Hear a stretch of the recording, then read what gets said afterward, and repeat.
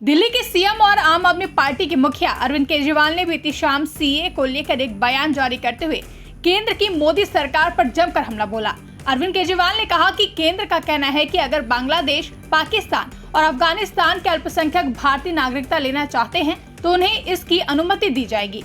इसका मतलब है कि बड़ी संख्या में अल्पसंख्यकों को हमारे देश में लाया जाएगा, उन्हें नौकरियां दी जाएंगी और उनके लिए घर बनाए जाएंगे। उन्होंने कहा कि ये पूरा का पूरा खेल वोट बैंक बनाने की गंदी राजनीति का है।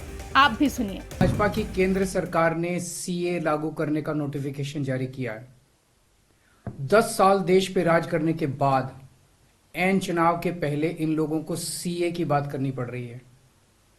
अगर 10 साल में कुछ अच्छा काम कर लेते तो शायद आज सीए की जगह अपने कामों पे वोट मांग रहे होते।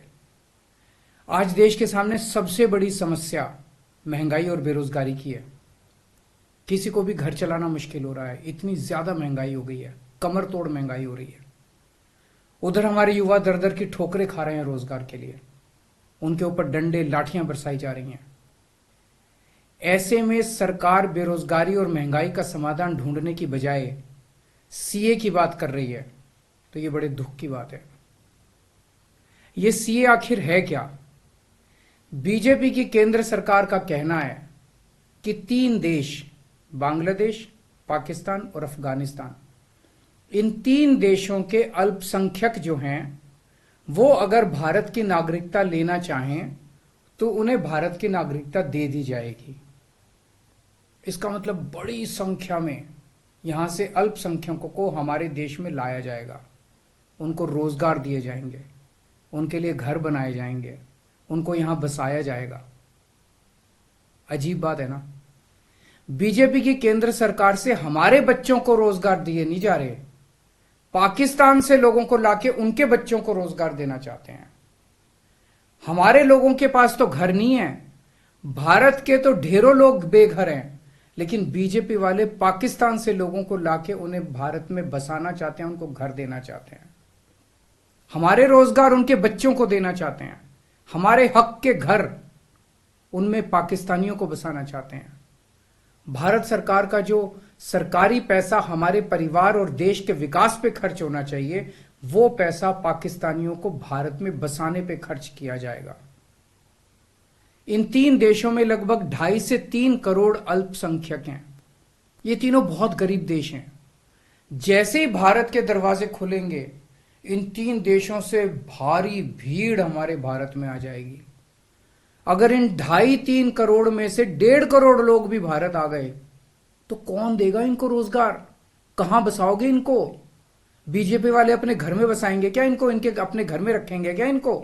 बीजेपी वाले देंगे क्या इनको रोजगार? कौन देगा इनको रोजगार? तो प्रश्न उठता है कि बीजेपी ऐसा क्यों कर रही है।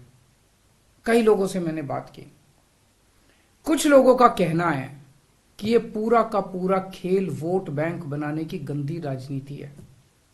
इन तीनों देशों से 1.5-2 करोड़ लोगों को अगर भारत ले आया गया और उनको चुन चुन के इस तरह से देश के अलग अलग भागों में बसाया गया, जिससे जहां जहां बीजेपी के वोट कम है वहां झुग्गियां डाल के अगर इन लोगों को वहां बसाया गया तो वहां बीजेपी का एक पक्का वोट बैंक तैयार हो जाएगा, बीजेपी के वोट बढ़ जाएंगे।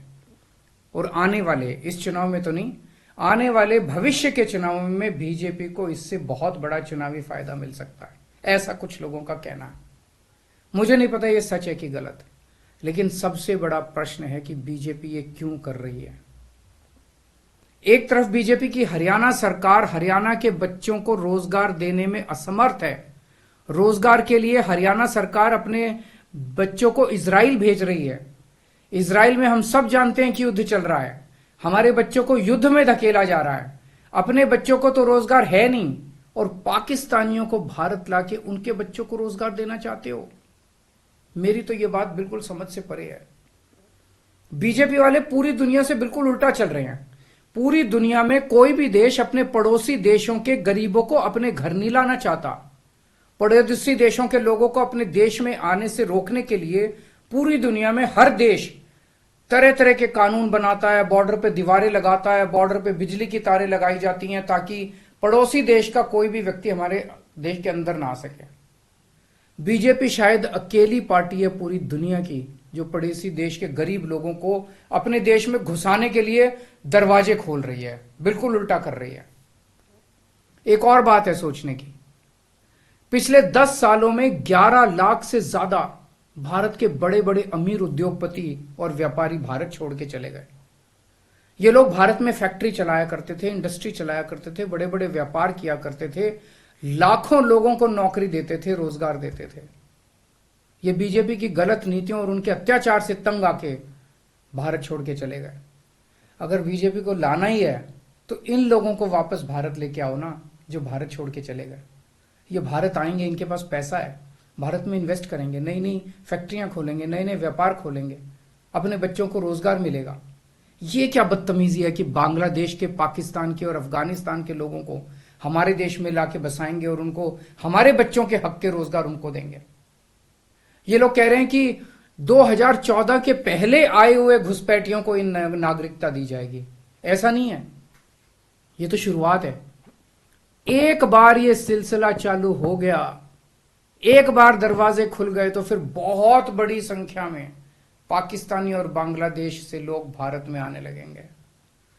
आज बीजेपी कह रही है 2014 के पहले आए हुए लोगों को ही नागरिकता दी जाएगी।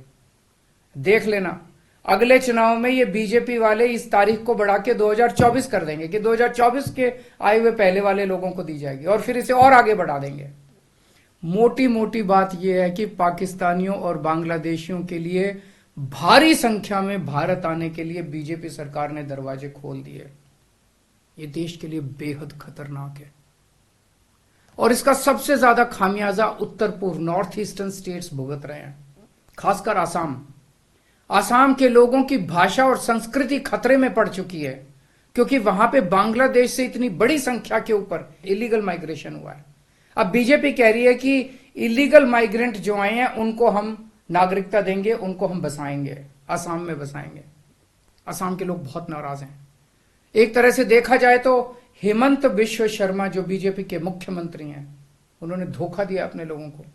अपने असम के लोगों की खातिर उन्हें सीए का विरोध करना चाहिए था। उन्हें कहना चाहिए था कि असम के लोगों की संस्कृति और भाषा दोनों खतरे में है, यह बिल्कुल बर्दाश्त नहीं किया जाएगा। तो दोस्तों, पूरे देश की मांग है कि सीए को वापस लिया जाए। हम किसी हालत में अपने बच्चों की नौकरियां, अपने बच्चों के रोजगार दूसरे देश के लोगों को किसी हालत में नहीं देंगे। ब्यूरो रिपोर्ट, इंडिया पब्लिक खबर। फिलहाल के लिए इस खबर में बस इतना ही। देश और दुनिया की ऐसी तमाम बड़ी खबरों के लिए हमारे YouTube चैनल को सब्सक्राइब करें और बने रहें इंडिया पब्लिक खबर के साथ।